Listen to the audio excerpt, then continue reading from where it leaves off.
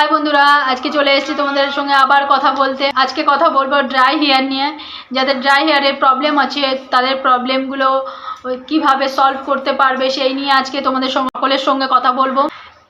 আগের বারে আমি অয়েলি হেয়ারের সময় যখন কথা বলেছিলাম তখন আমি বলেছিলাম কিভাবে স্নান করবে, কিভাবে শ্যাম্পু করবে, শ্যাম্পু করার আগে কি লাগাতে পারবে।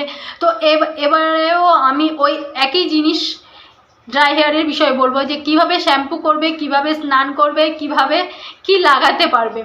তো চলো শুরু করি। প্রথমত বলি স্নান করা।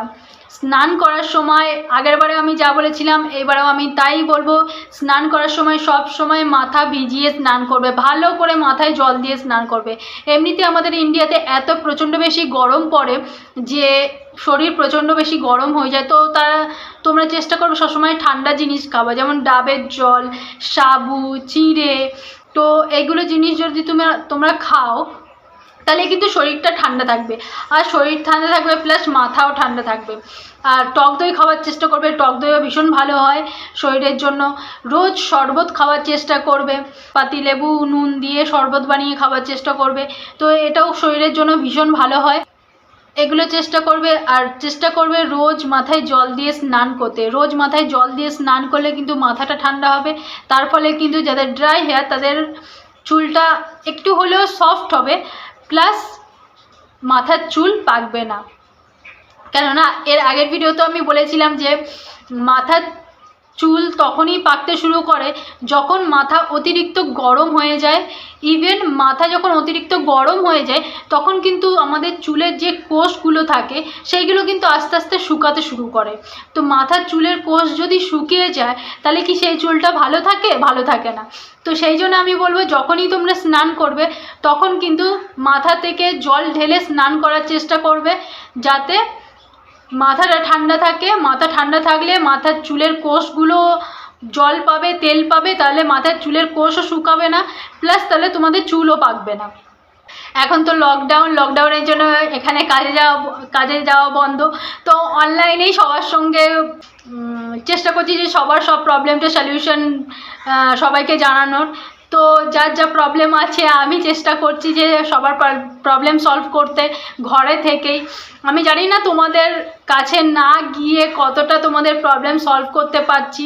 আমি যেগুলো বলছি তোমরা ঘরে করতে পারছো কি পারছো না সেটাও আমি জানি না, কেননা ফেস টু ফেস একটা জিনিস আলাদা হয় আর এমনি অনলাইনে বলা একটা আলাদা হয়। তো আমি জানি না তোমাদের কি কতটা কাজে হচ্ছে কতটা কাজে হচ্ছে না। যাই হোক, এরপর আমরা বলবো শ্যাম্পু করা নিয়ে। যাদের ড্রাই হেয়ার তারা এগ শ্যাম্পু ইউজ করবে। এগ প্রোটিন অনেক রকমের শ্যাম্পু আমি এখানে উপরে দেখিয়ে দিচ্ছি। তো এর মধ্যে যে কোনো একটা শ্যাম্পু তোমরা কিনে ইউজ করতে পারো। এছাড়া তোমরা ইউজ করতে পারো দুটো হার্বাল কিংবা অর্গ্যানিক। এই দুটো অর্গ্যানিক পেলে তো আর কোনো কথাই নেই, অর্গ্যানিক না পেলে তখন তোমরা হার্বাল শ্যাম্পু ইউজ করো। অর্গ্যানিক জিনিস চুলের জন্য অনেক ভালো, ওর মধ্যে কেমিক্যালস অনেকই কম।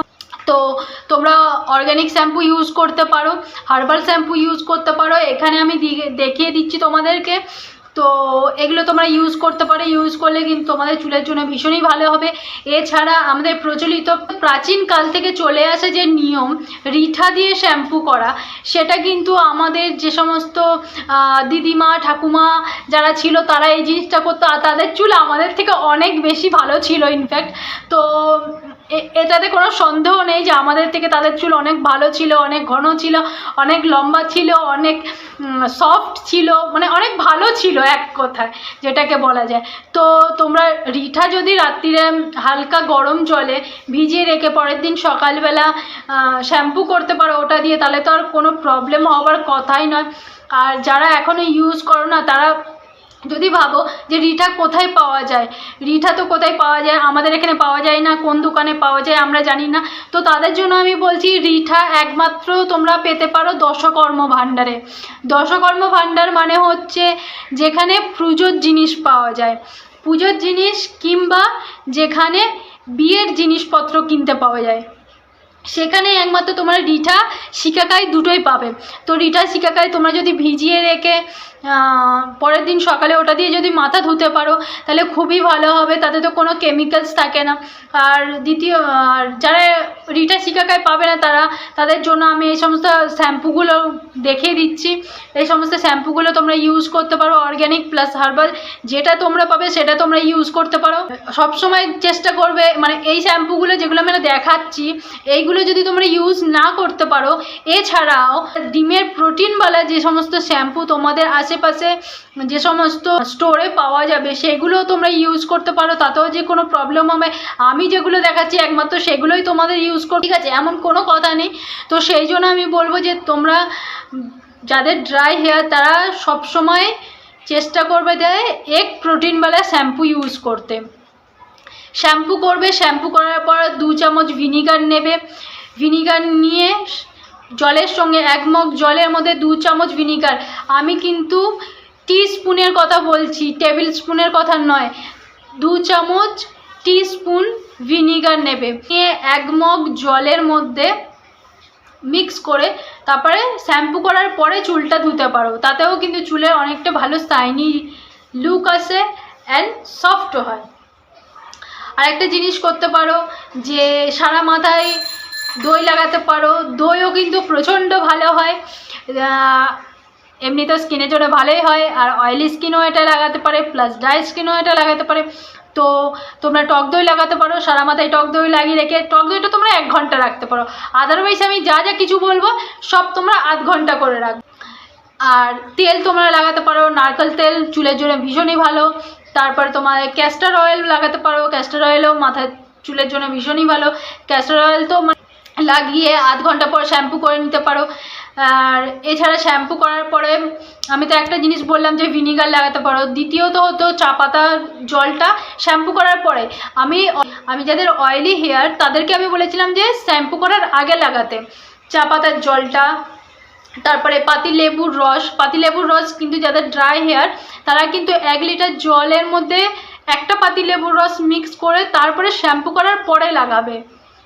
আমি যেমন অয়েলি হেয়ারে বলেছিলাম যে শ্যাম্পু করার আগে লাগাতে, এটা ড্রাই হেয়ার যাদের তাদের কিন্তু ঠিক তার উল্টোটা হয়, সবসময় শ্যাম্পু করার পরে লাগাবে। শ্যাম্পু করার পরে 1 লিটার জলে একটা পাতিলেবুর রস দিয়ে তারপরে শ্যাম্পু করার পরে ওই জলটা দিয়ে মাথা ধুয়ে নেবে, মাথা ধুয়ে মাথাটা মুছে নেবে, ব্যাস, আর কিছু করতে হবে না।